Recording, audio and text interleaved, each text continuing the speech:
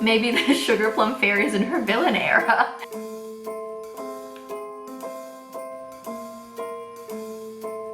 Well, I'm off. Hi everyone, it's me. Welcome to Bookmas 6, I think. Wow.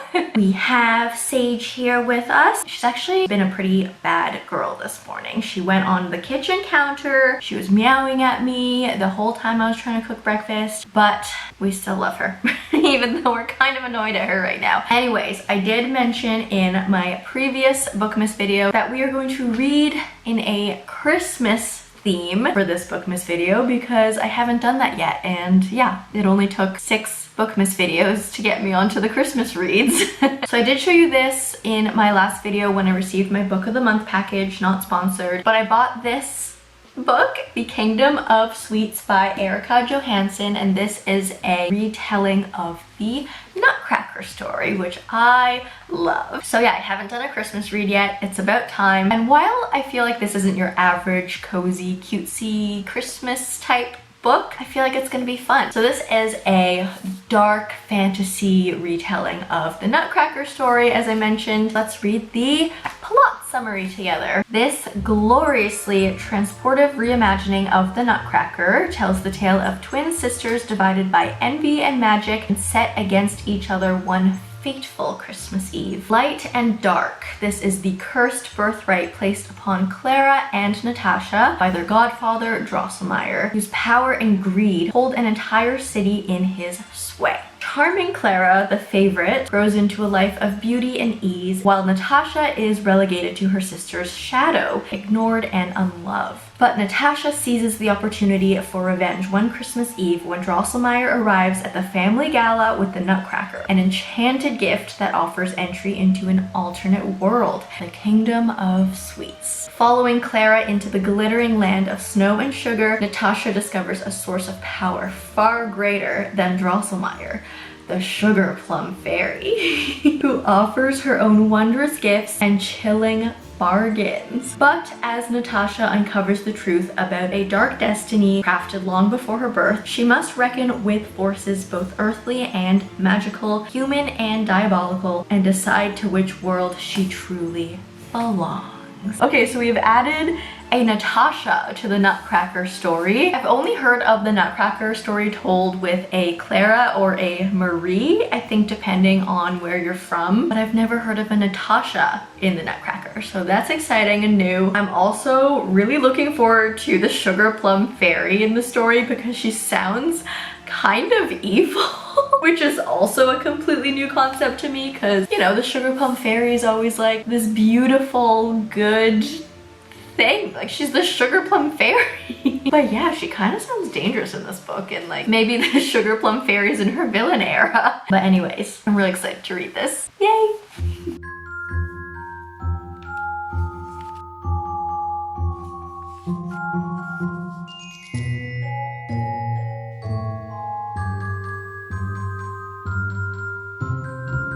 Never get the pink candy canes. No.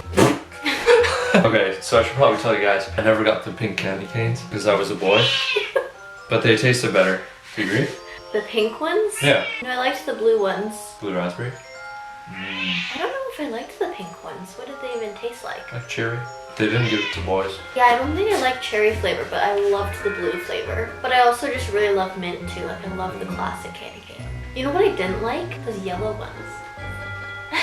What do they taste like? I feel like they're kind of like caramel. Maybe? I don't remember. Like, they don't go with candy cane. My humble opinion. Don't pretend you're humble. No one should take my opinion seriously.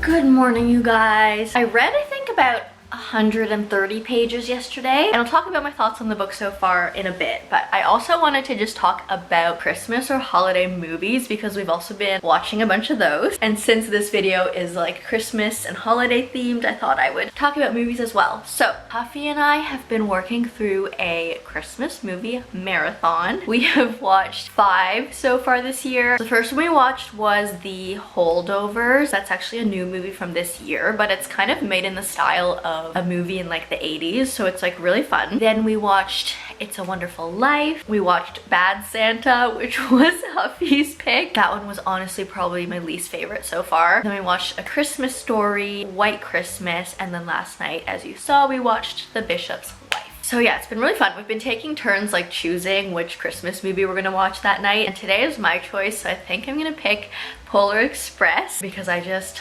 love that story. I loved the book as a kid, and then when the movie came out I was like so excited about it, and it's just such a classic. So yeah, I think Christmas movie number 6 will be Polar Express. I still have to watch Love Actually because that's a once a year watch as well, but Huffy told me he's kind of sick of Love Actually because he's watched it so many times with me, and he has no interest in watching it again, which is completely fine. But yeah, I'm gonna have to watch Love Actually by myself, and then yeah, we'll just continue to go through Christmas movies. But anyways, I'm gonna brush my hair because this is really annoying me, and then let's talk about this book. Okay, I have the book here. What am I on? Yeah, page 126. That's how far I am into this book, and I'm really enjoying it so far. The writing in this book is really descriptive. It's kind of reminding me of Stephanie Garber's writing in terms of how she like describes the world around us, but just a little more dark and rough around the edges, if that makes sense. And so yeah, I've never read the Nutcracker story in paper form. I've only ever watched it in ballet form, and I know that this book is definitely very far from the classic Nutcracker story. We've definitely strayed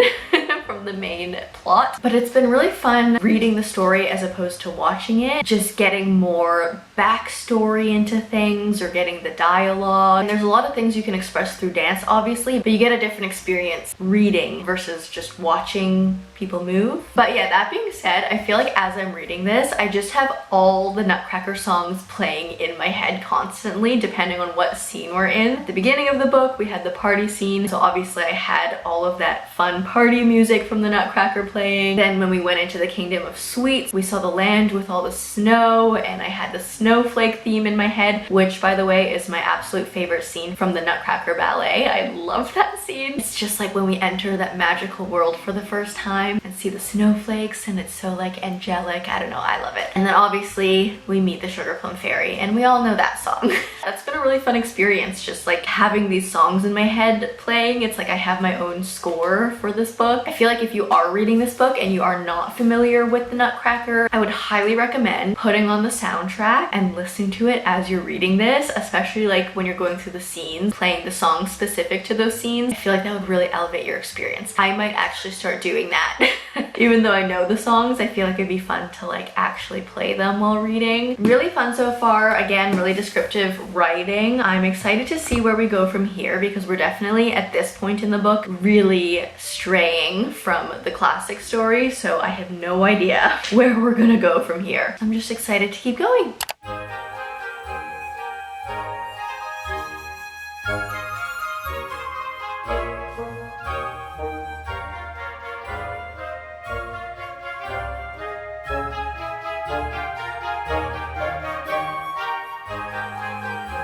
Guys, that just took a really crazy turn.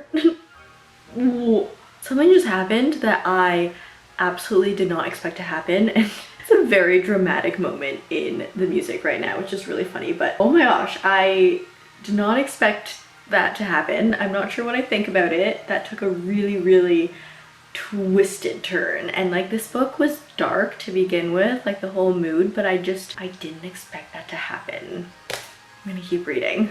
Oh, what the heck?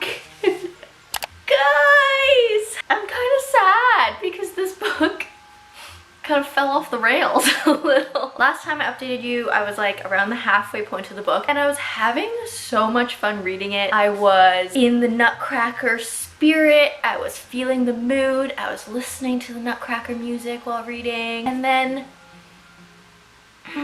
so yesterday, a very dramatic incident occurred, and I actually got that on camera, like my reading reaction. So after that point, that is when everything started falling apart for me. The pacing of the story just like changed from that point onwards. We were kind of like living in real time until that point, and then after that we started like spanning across multiple years. Like we would just like skip like 3 years and then we'd be like in another time. There were just like plot holes started popping up, the magic started to not make sense, characters started to be very inconsistent, and it made me really sad because I really liked the beginning. I feel like I was getting I was just getting One for My Enemy flashbacks, because you guys know when I was reading that book, I really loved the first half of it and then things just fell apart, and kind of the same thing happened. Like characters started flip-flopping, the magic system started having like real holes in it, and like things weren't being explained. Like magic was happening but it didn't make sense. But that being said, I have I think like 20 pages left, so I'll finish the book. I have doubts that my opinions will change, but who knows, maybe these last 20 pages will be so good. Are you ready, Bobs, to finish the book?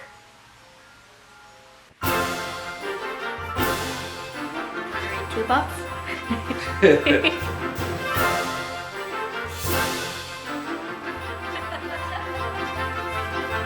Okay, I finished it. My thoughts didn't really change in the last 20 pages. Overall though, I think I'm gonna give this book a 3-star because I did really enjoy that first half of the book, and I can't take that away from this book. It was really just the second half, how everything concluded, that it just kind of lost its magic on me. For just a couple more thoughts. First of all, I kind of wish this did stick a little more true to the original Nutcracker story. I also wanted the Sugar Plum Fairy to be more Sugar Plum Fairy-like. I said at the beginning of this video that I was so excited to see an evil Sugar Plum Fairy, but I kind of wish she was still more in disguise as like that beautiful Sugar Plum Fairy, that magical creature that we come across. She was just not giving Sugar Plum Fairy at all in this book. I will still say though, if you are in the mood for a dark fantasy and you want something Christmassy or wintry, I would still say give this book a go. It does have a lot of potential. The first half is really good, and who knows, you might really like the second half. I just didn't. So yeah, that's my overall opinion. Definitely read this in December. I would just say that if it's not December, there's really no point in reading this book. There's definitely other dark fantasies that are better than this one. I am also going to ask you guys though, if you know of any other Nutcracker retellings, whether they're cozy, whether they're darker, let me know if you've read one, because maybe it's just something I haven't looked for, but I've not seen many of these Nutcracker retellings out there. Let me know in the comments, because I really want a good 5-star Nutcracker retelling.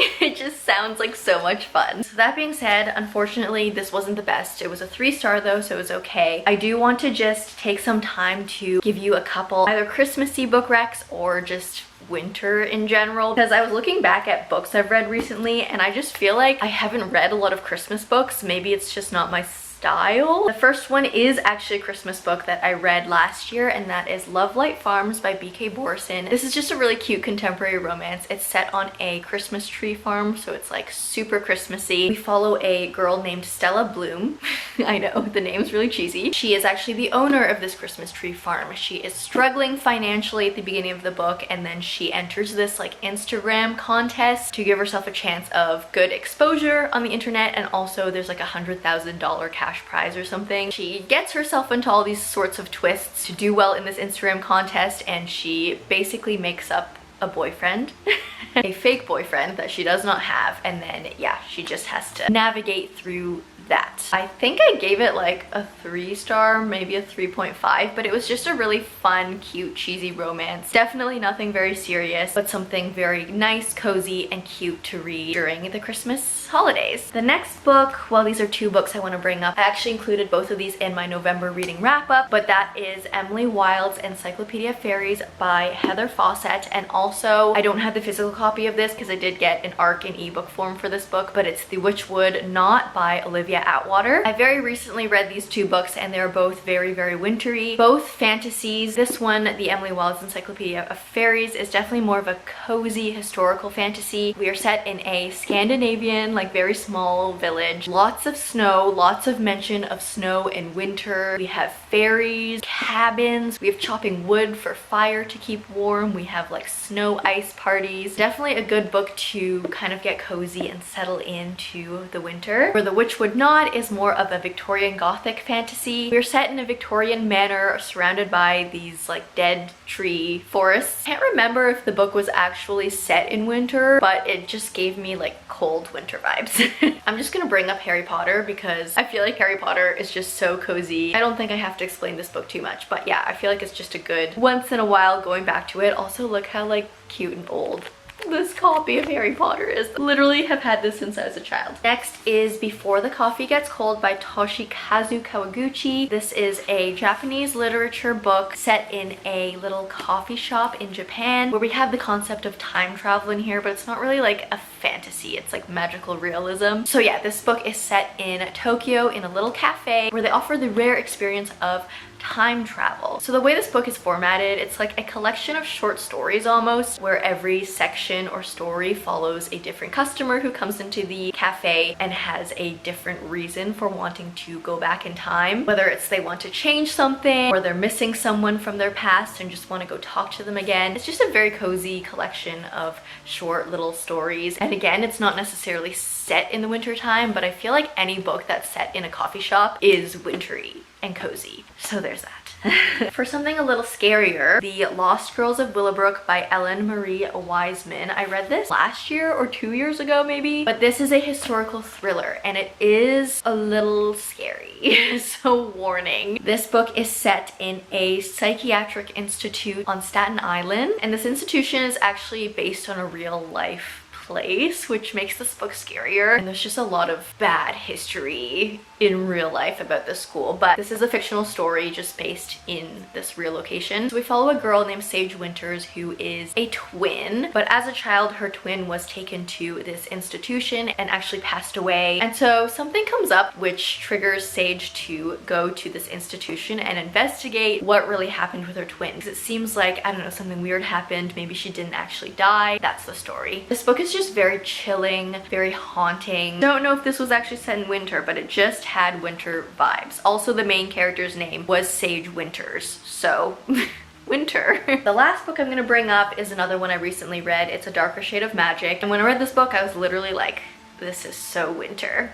Even though, again, no specific winter elements to this book. It's just, it speaks winter. So I'm not going to talk too much about this book because I do have a full reading vlog on my channel. It is in my Bookmas 5 video, the one just before this, where you guys, my followers, helped me choose what book to read. So I'm not going to say too much about this other than it's a fantasy. I gave it a 5 stars, and go watch that reading vlog if you want to know more. Those are my winter recs. And yeah, I think I'm going to leave that here for this video. I just wish that Nutcracker book was a little bit better, but I still somewhat enjoyed reading it. But yeah, if you guys did like this video, please leave me a like and a comment. If you don't know what to comment down below, let me know if you read the, what is it called? The Kingdom of Sweets. And if you didn't read that book, let me know one of your favorite winter reads is. If you like me, subscribe, do that bell thing, and I will see you in the next one. Bye!